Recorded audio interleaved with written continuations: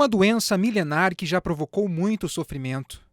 A hanseníase já foi erradicada de muitos países, mas não no Brasil.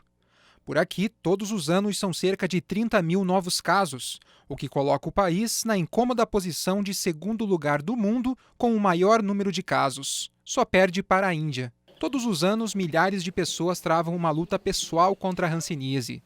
Eveline é uma delas. Ela descobriu que estava com a doença em 2012, depois que foi morar na Alemanha. Tudo começou com algumas manchas que a princípio foram diagnosticadas e tratadas como sendo uma simples doença de pele. Eu percebi em setembro de 2011 algumas manchas na minha pele.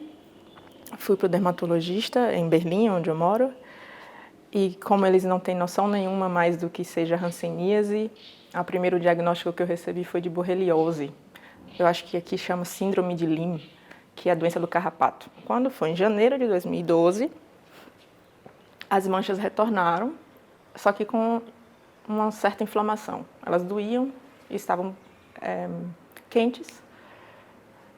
E voltei para o dermatologista. Ele, agora eu não posso mais te ajudar, não sei o que é. Desde a antiguidade, quando era conhecida como lepra, até os dias atuais, a doença ainda é muito estigmatizada. Na Bíblia há diversas citações sobre o assunto.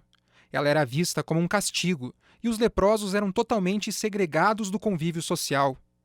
Longe de casa e se sentindo sozinha, Eveline conta como recebeu a notícia de que estava com hanseníase. Meu mundo caiu, o chão abriu, eu caí lá dentro, foi um buraco fundo, eu fiquei...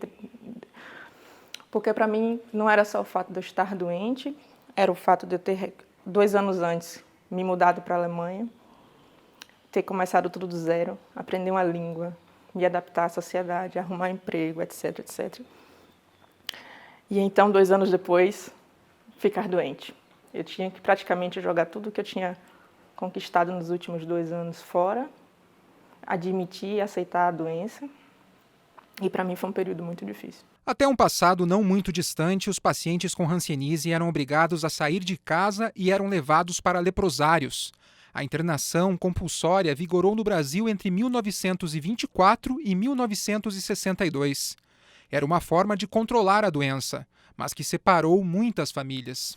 Neste local, entre as décadas de 40 e 80, funcionava um educandário que servia de moradia para os filhos sadios de pessoas com hanseníase, que eram separados dos pais por conta do isolamento obrigatório determinado pelo governo federal na época. A Associação Eunice Weaver foi uma das instituições que abrigaram os filhos dos pacientes com hanseníase.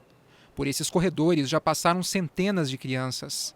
Alguns chegavam aqui ainda bebês e ficavam até completar a maioridade.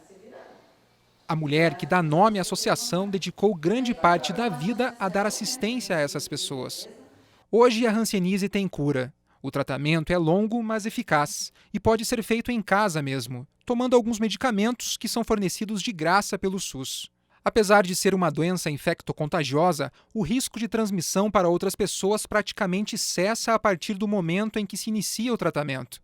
Também não é possível determinar de quem se pegou a doença, já que a bactéria pode permanecer por anos no organismo antes de se manifestar e os primeiros sintomas aparecerem. A hanseníase é uma doença, é uma infecção bacteriana de contágio por vias orais nasais, mas que é necessário ter um contato prolongado com a pessoa que está afetada, que está doente, mas que apenas 5% da população mundial pode ficar doente. Então, eu posso ter tido contato com alguém 20 anos atrás e eu não consigo rastrear essa história, esse contato, e eu não posso saber quem foi na minha história, dentre todas as pessoas com quem eu tive contato prolongado, quem me transmitiu a doença. Durante o período de 1 ano e meio em que esteve doente, Eveline registrou tudo em forma de diário.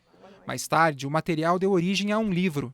Além de contar a experiência pessoal, ela também busca orientar quem sofre com a doença. Primeiro, o mais importante, fazer o tratamento, ir regularmente ao médico, se informar, porque nem todos os médicos sabem tudo. E quando você tem a informação, você é capaz de discutir isso com o médico, tomar os remédios no período adequado, seguindo o cronograma, e não se desesperar, porque tem cura, e um dia acaba, e você pode contar a sua história.